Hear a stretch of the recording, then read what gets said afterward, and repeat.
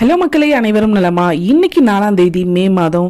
இன்னையிலிருந்து தொடர்ந்து 25 நாட்களாக, அதாவது மே 28ஆம் தேதி வரைக்கும் கடுமையான வெயில் அடிக்க போகுது.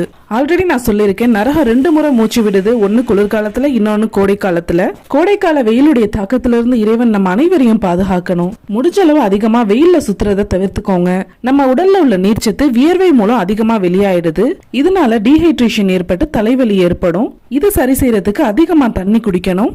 ஆனுவல் லீவ்ல வீட்டுல இருக்கக்கூடிய பசங்களை உச்சி வெயில்ல விளையாடுறதுக்கு அனுமதிக்காதீங்க. உடம்புக்கு குளிர்ச்சி தரக்கூடிய லிக்விடான ஜூசஸ் குடிங்க.